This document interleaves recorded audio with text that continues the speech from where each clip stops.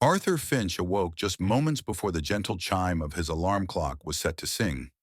It was a quiet, familiar ritual of 9 years, reaching out to silence it before Clara stirred beside him. He lay there for a moment, simply watching her sleep. Her soft brown hair fanned out against the pillow, and in the peaceful curve of her cheek, he saw none of the daily anxieties she so bravely carried. The juggling of two lively children, the quiet effort to supplement their income with her beautiful quilting. In the next room, little Thomas, age 7, and 5-year-old Lily were still tucked in their beds. Arthur slipped out from under the covers, padding softly to their doorway. He paused there, watching their chests rise and fall with sleep, a pang of familiar guilt twisting in his gut. He longed to spend more time with them, to be there for the school plays he missed, for the bedtime stories read aloud, for the countless small moments that stitched together the tapestry of their childhood. He smoothed a hand over Thomas's hair, then Lily's, the silkiness a comfort and a sorrow all at once. He found his lunchbox waiting on the kitchen counter, prepared with Clara's usual thoughtfulness. A small, folded note rested on top. "Today will be better. We love you." He smiled, but it was one of those weary smiles that held more ache than hope. How could Clara hold on to such steadfast hope when he felt like his own had dwindled to a tiny, flickering ember? The bus ride into the city center was crowded, the air thick with the scent of damp coats and hurried lives. He watched the familiar streets blur past, each corner another step closer to the imposing gray stone building that housed Blackwood and Associates on the fourth floor. For years it had represented a dream realized, a respectable firm, a steady job. Now it felt more like a cage, albeit a gilded one, slowly crushing his spirit. Stepping into the building's grand echoing lobby, he saw Mrs. Gable at the reception desk. In her early 60s, she'd been there since the building first opened its doors, a fixture as reliable and welcoming as the polished brass railings. Her silver-streaked hair was neatly pinned, framing a face etched with the stories of countless visitors, but her kind blue eyes held a sparkle that defied her years, sharp and genuinely warm. "Good morning, dear heart," she called out, her voice a comforting balm in the sterile space. "And how is my favorite architect today?" Arthur managed to summon a more genuine smile this time. "Good morning, Mrs. Gable. Better now that I've seen you, thank you." She leaned closer, lowering her voice conspiratorially. "There's a slice of that lovely lemon cake left in my desk drawer from yesterday's tea. It has your name on it. I'll try and sneak it up to your floor later." Arthur's gratitude was heartfelt. Mrs. Gable's small acts of kindness were like tiny bursts of sunshine on the cloudiest days. "You remind me of my son," she remarked softly, as she sometimes did. "He's far away, you know, living overseas. But when I see you, it feels like I still have someone close by." Up on the fourth floor, the reality was starkly different. The offices of Blackwood and Associates were a maze of low-walled cubicles bathed in the harsh glare of fluorescent lights that seemed to sting the eyes. Mr. Silas Blackwood, his boss of 9 long years, was already in his corner office, its glass walls offering him a panoramic view of his domain and the people within it. Arthur settled into his desk, the worn surface familiar under his hands. He powered on his computer, opening the project he was currently wrestling with, the proposed renovation of the old city library wing. For many in the firm, these community-focused projects were undesirable, lacking the prestige and lucrative margins of the corporate towers and luxury developments. But for Arthur, this was where his heart truly lay. This was a chance to create spaces that uplifted, that nurtured connection, that preserved the soul of the city. He pored over the plans, focusing on ways to integrate natural light, restore historical details with sustainable materials, and make the space truly accessible to everyone. It wasn't just about building, it was about belonging. Mr. Blackwood's sharp, impatient voice cut through his thoughts. "Finch, are those revisions for the library project finalized? The city council liaison has called twice already this morning." "I'm just finishing them up, sir," Arthur replied, his voice steady despite the familiar knot tightening in his stomach. "I had to recalculate some structural considerations after we decided to uncover the original ceiling beams." Blackwood scoffed, rolling his eyes. "Less fussing over dusty old beams, Finch, and more efficiency." I need those plans on my desk by lunchtime, and make sure the cost estimates are lean. Arthur watched his boss retreat back into the glass office. When he'd first joined the firm, Blackwood had seemed to appreciate his dedication, his eye for detail. Over the years, that appreciation had withered, replaced by an obsession with deadlines, budgets, and billable hours. Arthur took a deep, shuddering breath and turned back to his screen, ignoring the dull ache that had settled in his lower back, a constant companion these days.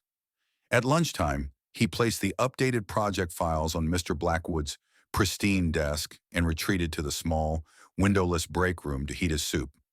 Eating alone, his mind automatically ran through the mental tally of unpaid bills, Thomas's new school shoes, the leaky tap that needed fixing, Lily's allergy medication. His salary, once comfortable, barely stretched to cover the essentials anymore. He was nearly finished when the door creaked open and Mr. Blackwood entered. The harsh lines of his face and the rigid set of his shoulders sent a jolt of apprehension through Arthur. "Think you're getting a long lunch, Finch?" Blackwood asked, the question a cold, blunt instrument. "I'm here to sort out the mess you've made with the client. The budget is spiraling, and they are furious." "But, sir," Arthur began, his voice trembling slightly, "I followed the specifications precisely. The cost increase is due to the preservation work we discussed." Blackwood cut him off. "I've had enough. You can pack your things. Your project is being reassigned." Arthur blinked, struggling to process the words. "You're taking me off the project, sir?" "I'm letting you go, Finch," Blackwood stated flatly. 9 years and you still haven't grasped how this business works. HR is already preparing your paperwork. Be gone by the end of the day." Blackwood turned and walked away, not waiting for a response, leaving Arthur frozen in place, his spoon hovering midair above his soup bowl.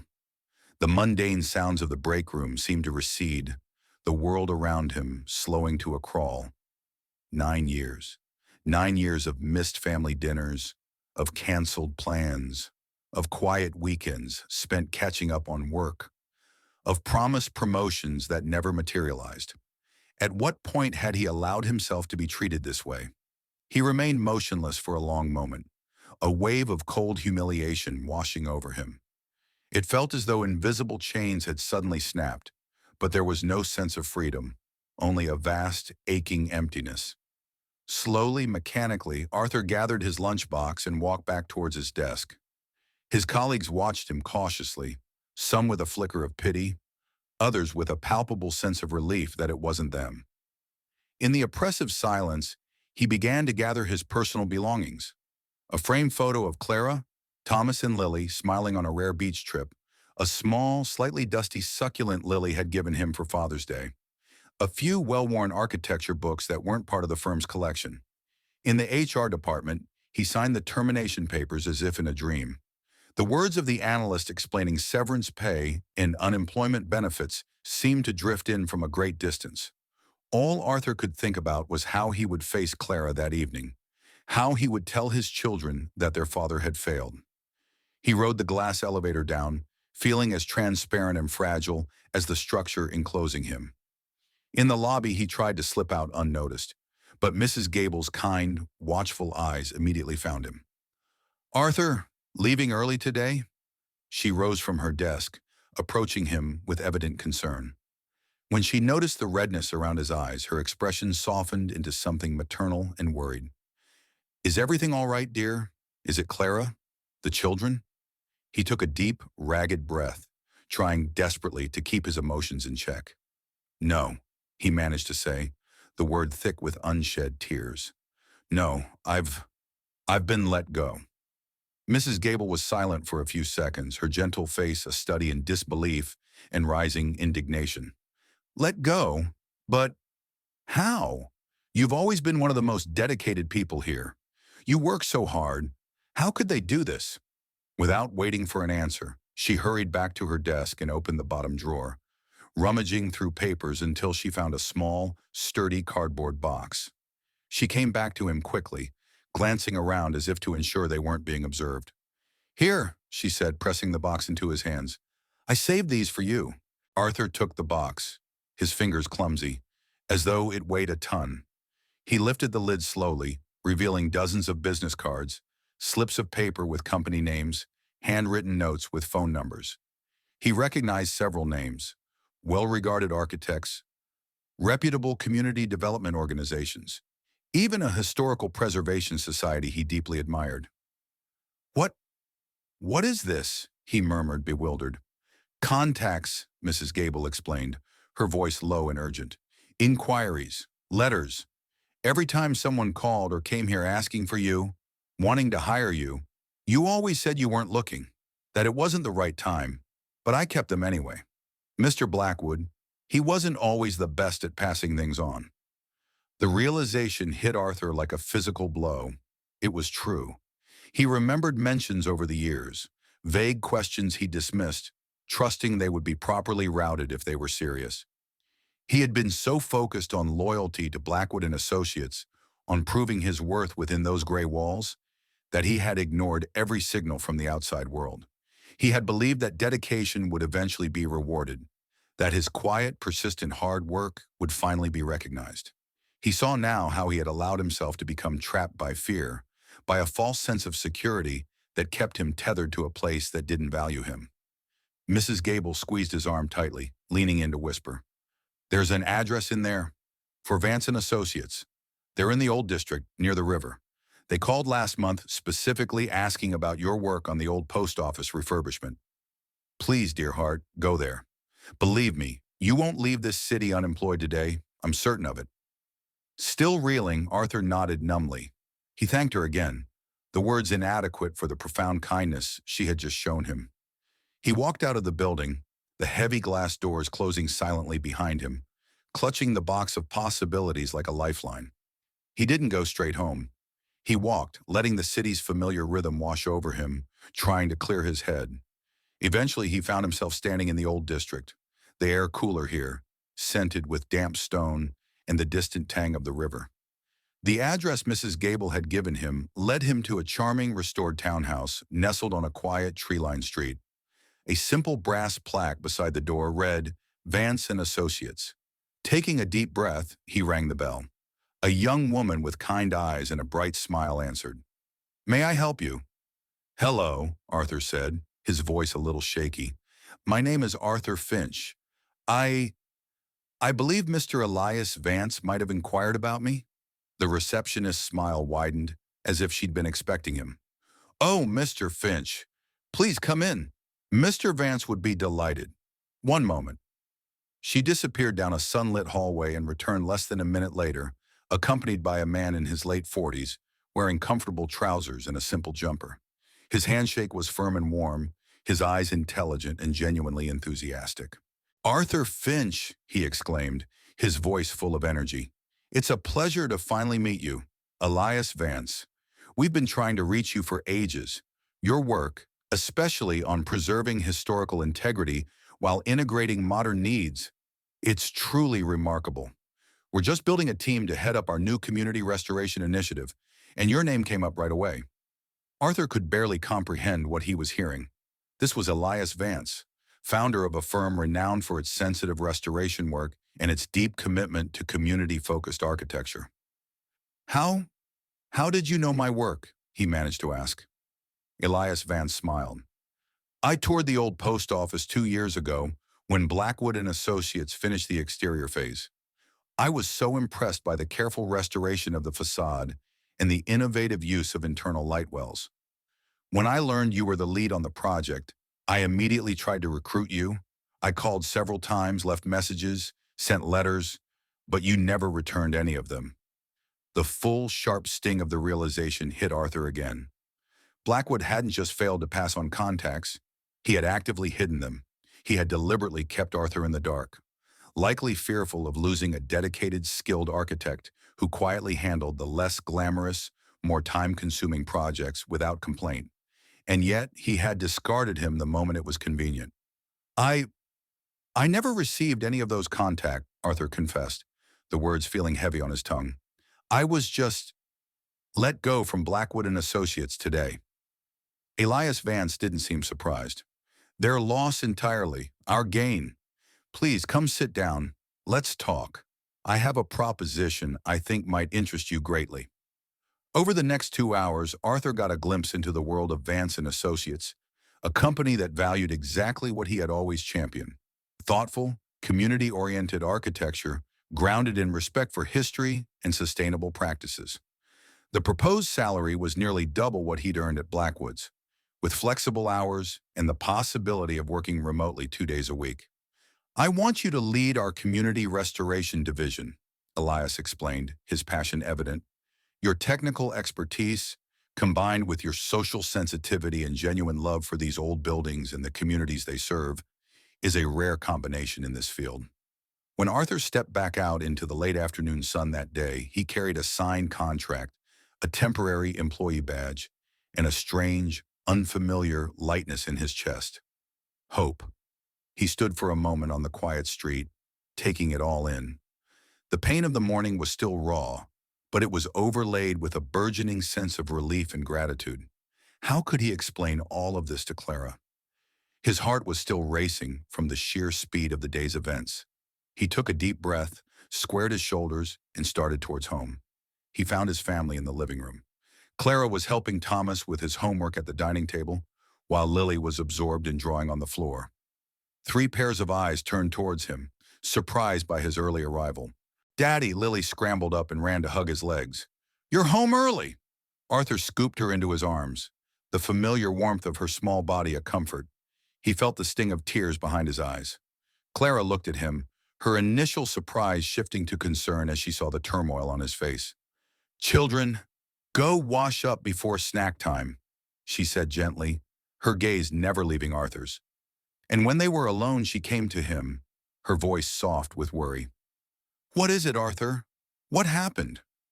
Sitting together at the kitchen table, Arthur told her everything: the unexpected cruel firing, Mrs. Gable's incredible kindness, and the box of hidden opportunities, the meeting with Elias Vance, the astonishing job offer. "I'm scared, Clara," he confessed, holding her hands tightly. "What if I'm not good enough? What if I fail?" Clara held his gaze, her eyes filled with unwavering belief. "Arthur Finch, you were always too good for that place. I saw it in your tired eyes, in your quiet frustrations. This isn't failure, my love. This is a door opening. This is a chance to do the work you truly love, the way you believe it should be done. We'll face it together, just like we always do." A year passed. Arthur thrived at Vance and Associates, leading a team dedicated to breathing new life into forgotten corners of the city. His ideas weren't just heard, they were embraced, celebrated, brought to life. He was home in time for dinner most nights, coached Thomas's football team, and helped Lily build magnificent blanket forts in the living room. On weekends, the family would pore over catalogs and paint swatches, planning the renovations on the small but perfect house they had finally been able to buy. A simple house, perhaps, but a dream come true. One crisp autumn morning, he found himself back in the lobby of the Greystone building. He wasn't going up to the fourth floor. He was here to see Mrs. Gable. He placed a box of freshly baked pastries, lemon cake, of course, on her counter. "Mrs. Gable," he said, his voice full of emotion, "thank you for everything." Her eyes welled up, but her smile was radiant. "Oh, dear heart, I didn't do anything. You were the one with the talent, the one they were looking for." Waiting for the elevator to take him to a different floor in a different building, Arthur paused.